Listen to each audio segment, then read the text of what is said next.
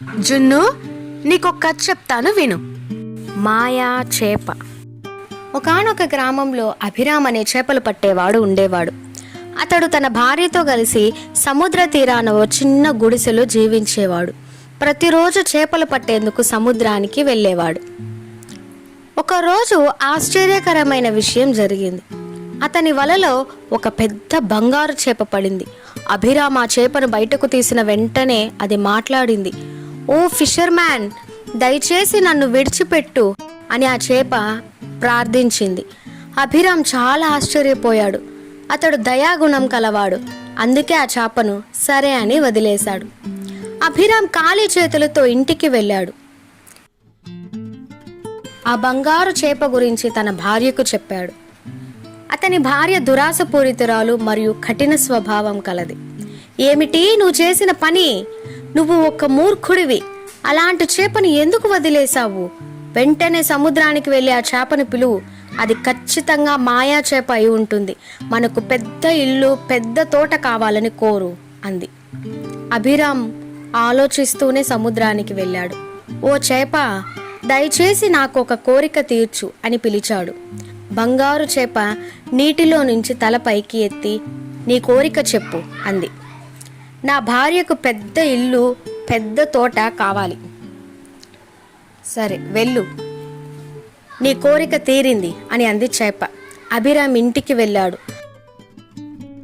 అక్కడ అతని చిన్న గుడిసె స్థానంలో ఒక పెద్ద ఇల్లు, అందమైన తోట, ఆ తోటలో తన భార్య నగలతో నడుస్తూ కనిపించింది.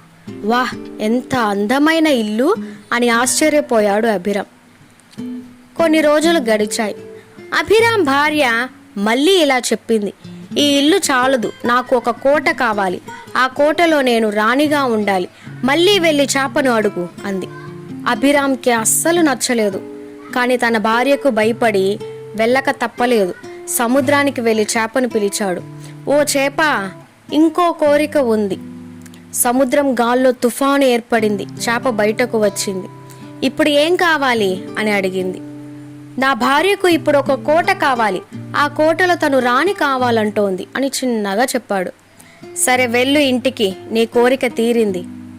అభిరామ్ ఇంటికి వెళ్ళాడు. ఇప్పుడు ఇల్లు బదులుగా ఒక అందమైన కోట కనిపించింది. వాహ్, ఎంత అద్భుతమైన రాజకోట అని అనుకున్నాడు. ఆ కోటలో అతని భార్య బంగారం మరియు వజ్రాలతో తయారైన సింహాసనంపై కూర్చొని ఉంది. తలపై మకుటం వేసుకుంది. ఇప్పుడైనా నీవు సంతృప్తిగా ఉన్నావా అని అభిరామ్ అడిగాడు. చూద్దాం అని నిర్లక్ష్యంగా అతని భార్య సమాధానం చెప్పింది. కొన్ని రోజులకు భార్య మళ్ళీ అడిగింది. ఇవన్నీ చాలవు. ఇప్పుడు నేను సముద్రానికి పరిపాలకురాలిగా మారాలి. వెళ్ళి ఆ చేపను అడుగు అంది. దాంతో అభిరామ్, ఇది సరికాదు, నీవేం అడుగుతున్నావో తెలుసా అని అభిరామ్ తడబడుతూ చెప్పాడు. కానీ ఆమె వినలేదు. కోపంగా వెంటనే చేపను పిలువు అని అరిచింది. అభిరామ్ మళ్ళీ సముద్రానికి వెళ్ళాడు.